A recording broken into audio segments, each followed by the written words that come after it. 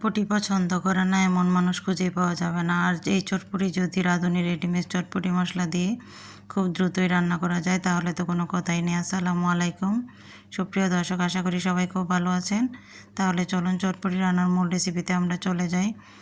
চটপটি রান্না করার জন্য আমি এখানে 1 কেজি চটপটির ডাল সারা রাতের জন্য ভিজিয়ে রেখেছিলাম। ডালগুলো ফুলে ডবল হয়ে গিয়েছে। আপনারা আপনাদের প্রয়োজন মতো চটপটির ডালটা সারা রাতের জন্য ভিজিয়ে রাখবেন, এতে করে ডালগুলি খুব সুন্দরভাবে ফুলে ডবল হয়ে যাবে। এখানে আমি রাঁধুনি চটপটি মশলাটা নিয়েছি। আমি যেহেতু খুব দ্রুতই চটপটি রান্না করব, তাই আমি প্রেসার কুকারে চটপটি ডালগুলো দিয়ে দিচ্ছি আর এখানে গরম পানি দিয়ে দিচ্ছি, এতে করে ডালটা খুব দ্রুতই সিদ্ধ হয়ে যাবে। 1-2টা সিটি দিলেই আমি চুলা থেকে নামিয়ে নেব।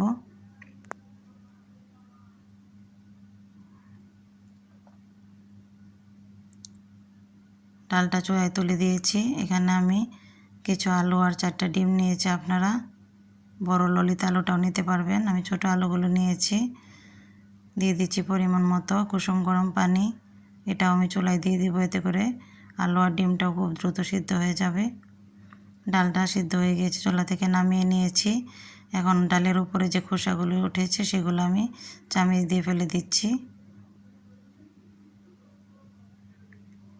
আমার ডালটা একটু বেশি সিদ্ধ হয়ে গিয়েছে, এটা কোনো ব্যাপার না। আমার থেকে ডাল বেশি সিদ্ধ হলেই খেতে খুব ভালো লাগে চটপটি। আমার আলু আর ডিমটা সিদ্ধ হয়ে গিয়েছে, এটা আমি খোসা ছাড়িয়ে নিয়েছি। এখন আলুগুলো হাত দিয়ে চটকে নিচ্ছি। একবারে ম্যাশ করে ফেলবো না, হাত ভাঙা করে দিলেই চটপটিতে খেতে ভালো লাগে আলু। এখন আমি রাঁধুনি রেডিমেড চটপটি মশলাটা ঢেলে নিলাম। এখন আমি সব কিছু চটপটি ডালের সাথে মিক্স করে দিব উপকরণ। এটা আমি আর সিদ্ধ করব না, এইভাবে চটপটির মশলা দিয়ে দিচ্ছি। 4 টেবিল চামচ দিচ্ছি আমি, পরে লাগলে আরও ব্যবহার করব। আলুটাও দিয়ে দিচ্ছি।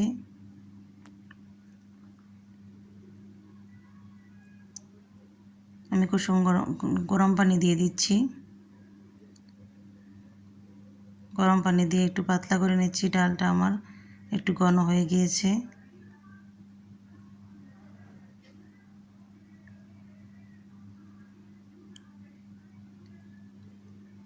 আর একটু গরম পানি দিয়ে আর একটু পাতলা করে নিলাম।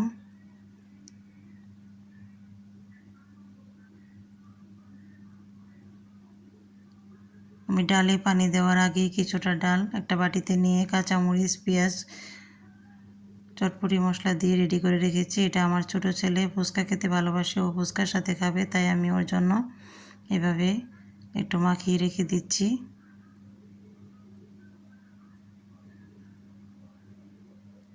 এখানে দিয়ে দিচ্ছি 1 টেবিল চামচ বিট লবণ আর দিয়ে দিচ্ছি 1 টেবিল চামচ গরম মশলার গুঁড়ি। গরম মশলার গুঁড়িটা দেওয়ার চেষ্টা করবেন, এতে করে চটপটিটা খেতে খুবই ভালো লাগবে। আমি হাফ কাপ তেঁতুল কুসুম গরম পানি দিয়ে কিছুক্ষণ ভিজিয়ে রাখবো।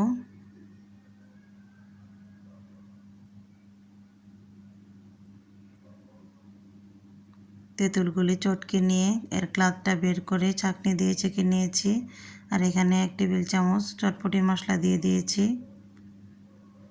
আর দিয়ে দিচ্ছি 1 চা চামচ বিট লবণ। চিলি ফ্লেক্স দিয়ে দিচ্ছি 1 চা চামচের মতো।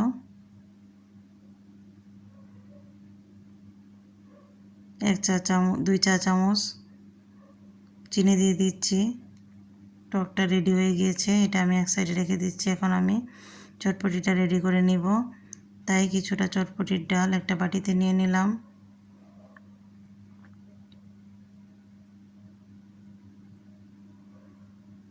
দিয়ে দিচ্ছি শসা কুচি,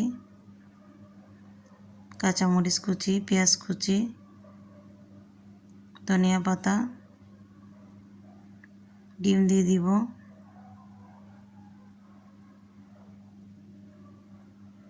চিলি ফ্লেক্স দিয়ে দিচ্ছি আর তেঁতুলের টক দিয়ে দিচ্ছি। ফুচকাটা আমি এখন ভেঙে দিব না, খাওয়ার সময় ফুচকাটা ভেঙে খেতে পারবে, তাই ফুচকাটা এমনি রেখে দিলাম। এই তো আমার চটপটি রেডি হয়ে গিয়েছে। আপনারা বাসায় এইভাবেই খুব দ্রুতই চটপটি বানিয়ে নিতে পারবেন। যদি আমার রেসিপি ভালো লাগে তাহলে অবশ্যই আমার চ্যানেলটি সাবস্ক্রাইব করবেন এবং বেল আইকন বাটনটি প্রেস করে রাখবেন। পরবর্তীতে আবার নতুন কোনো রেসিপি নিয়ে হাজির হব। সেই পর্যন্ত সবাই ভালো থাকবেন, সুস্থ থাকবেন। আল্লাহ হাফেজ।